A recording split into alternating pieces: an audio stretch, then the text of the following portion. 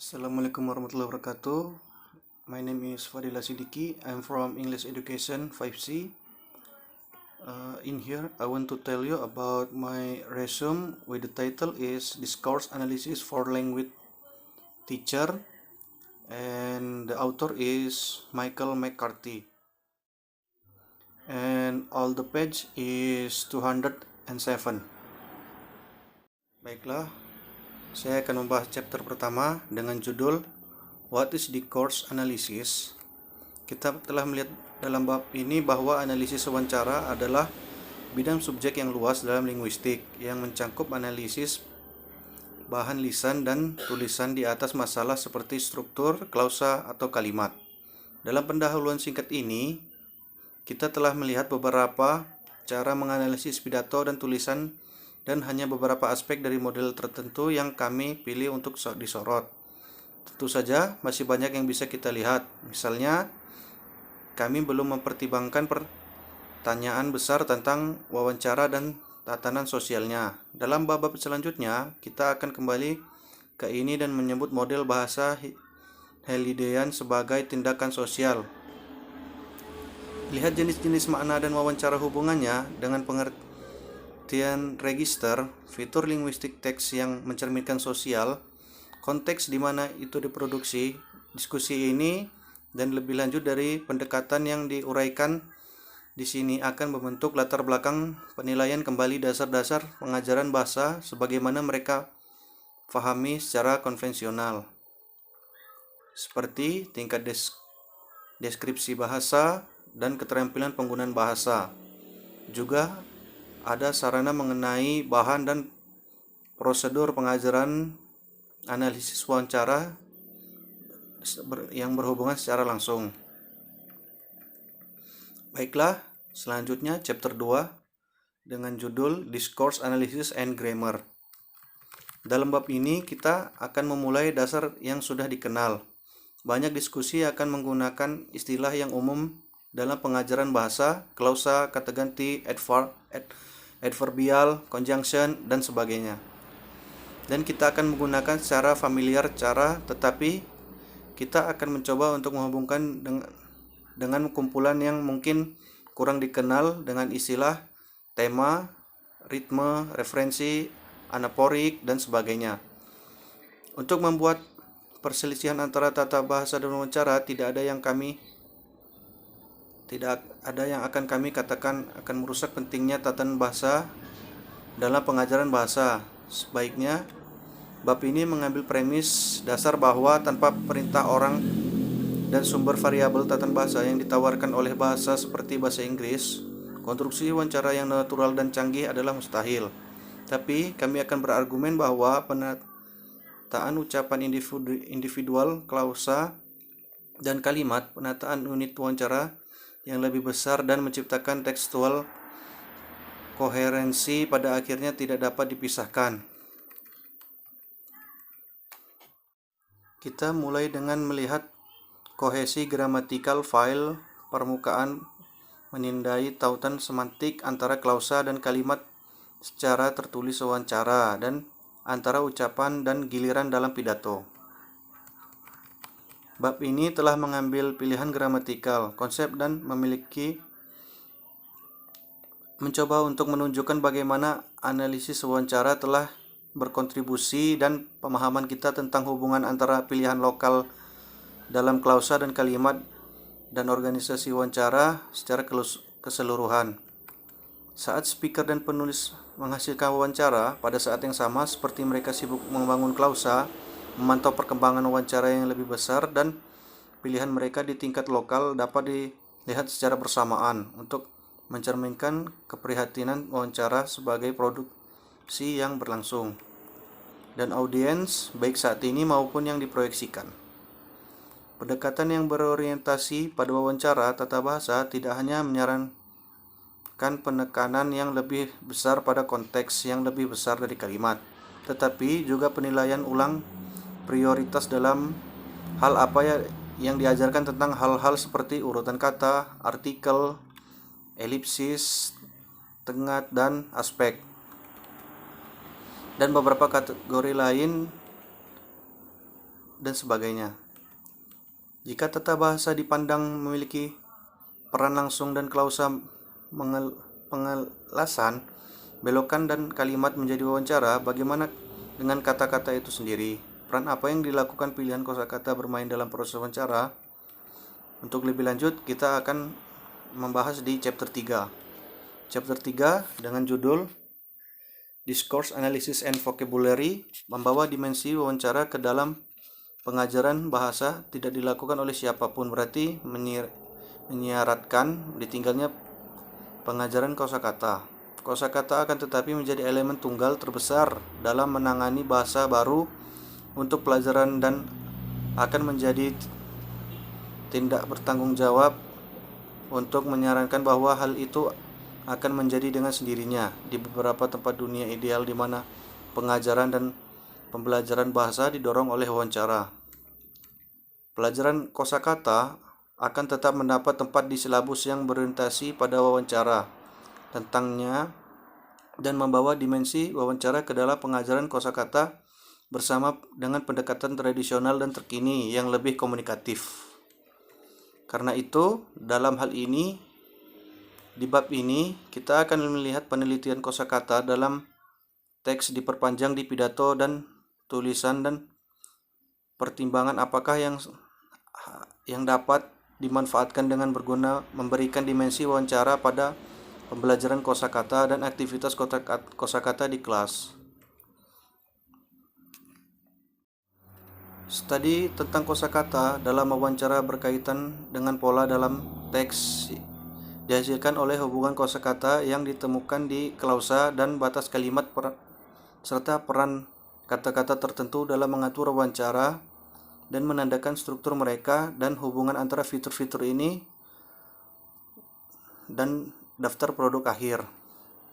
Pendekatan seperti itu juga menawarkan motivasi alternatif untuk membangun daftar kata sebagai pelengkap orientasi bidang semantik tradisional. Namun sekali lagi, seluruh perusahaan bergantung pada adaptasi apa adanya berguna dalam analisis wawancara untuk praktik saat ini. Dan pada guru dan penulis materi lebih memperhatikan wawasan yang ditawarkan secara alami dari data yang terjadi.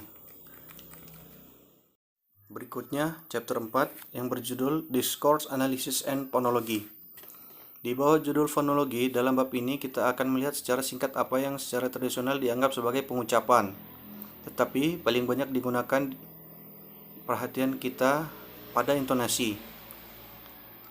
Ini karena yang paling menarik perkembangan analisis wawancara telah dalam studi intonasi bukan pada tingkat submental dan sebagainya, karena pengajaran intonasi di mana asalnya tempat telah berjalan atas dasar asumsi yang terbuka untuk ditantang dari sudut pandang analisis wawancara. Haruskah analisis dibiarkan berkembang sendiri atau haruskah kita mengajarkannya? Memang tampaknya menjadi beberapa argumen yang bagus untuk pandangan terakhir. Untuk satu hal, sementara semua bahasa tampaknya intonasi language. Untuk satu hal, sementara semua bahasa tampaknya intonasi dalam beberapa bentuk atau lainnya, tidak berarti pasti bahwa realisasinya sama.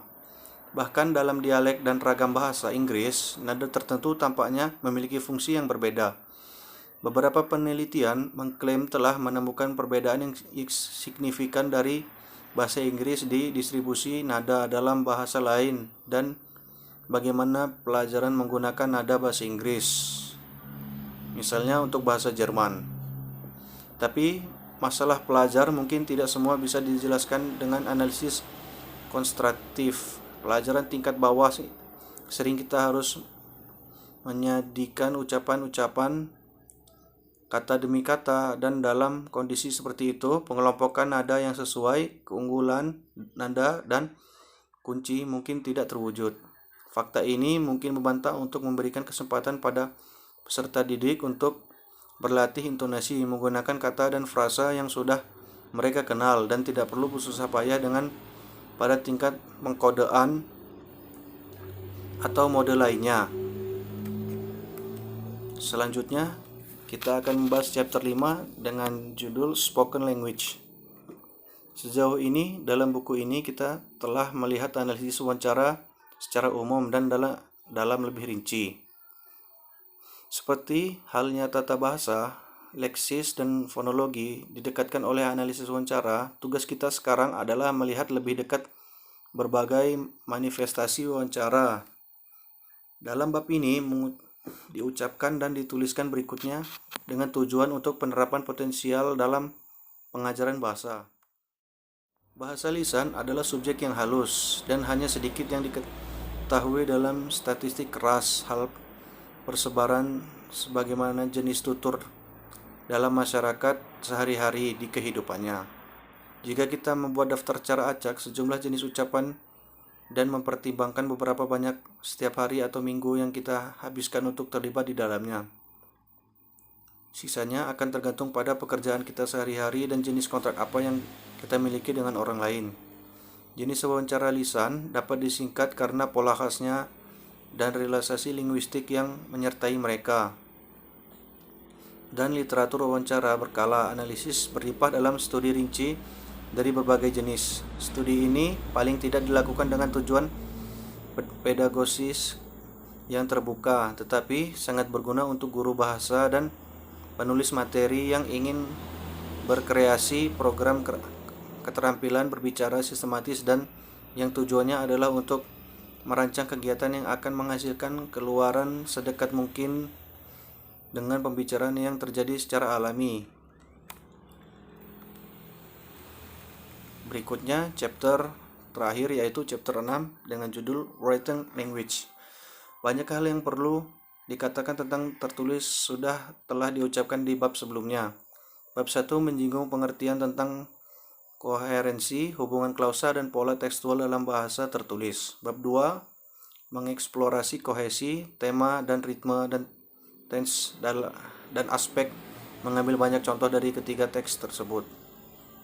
Bab 3 diperiksa kohesi leksikal dan kosakata pengorganisasian teks. Sekali lagi dicontohkan dengan jumlah ekstrak teks tertulis. Bab 5 meskipun mengkhawatirkan dengan bahasa lisan, membuat poin-poin yang relevan dengan wawancara tertulis, pendengar aktif dan pembaca aktif terlibat dalam proses yang sangat mirip. Juga dapat ditransfer dari sisi buku ini adalah dua prinsip umum, bahwa tidak semua yang dijelaskan oleh analisis wawancara relevan dengan atau mungkin memiliki aplikasi langsung dalam pengajaran bahasa, dan di sisi lain bahwa semakin banyak kita bisa belajar dari para analisis wawancara tentang bagaimana teks yang berbeda diatur dan bagaimana proses pembuatan teks tertulis menyadari di berbagai tingkat dari unit terkecil hingga terbesar, semakin besar kemungkinan kita melakukannya mampu menciptakan materi dan kegiatan autentik untuk di kelas.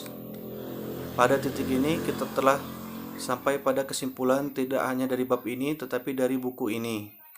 Tidak diragukan lagi akan ada banyak hal lain yang perlu diperhatikan saat berbicara tentang analisis wawancara dan pengajaran bahasa. Untuk analisis wawancara adalah disiplin yang bergerak cepat dan pengetahuan kita tentang bagaimana bahasa muncul, konteks alaminya berkembang sepanjang waktu. Mungkin hanya ada sedikit kebutuhan mengulangi kesimpulan yang terus-menerus mengangkat kepala mereka di buku ini. Tapi ini mungkin saat yang tepat untuk menyatakan kembali prinsip dasar. Kita sekarang tahu lebih banyak tentang apa yang sebenarnya dilakukan orang dengan bahasa mereka, berbicara dan menulis, dan tidak lagi harus bergantung pada sebagian besar buku teks berdasarkan intuisi dan terkadang saya pada pengertian berbasis klasik apa penggunaan yang baik diklaim sebagai cara orang berbicara dan menulis. Cukup sekian video dari saya, lebih kurangnya mohon maaf. Apabila ada kesalahan, mohon maaf. Wabillahi taufiq wal hidayah. Wassalamualaikum warahmatullahi wabarakatuh.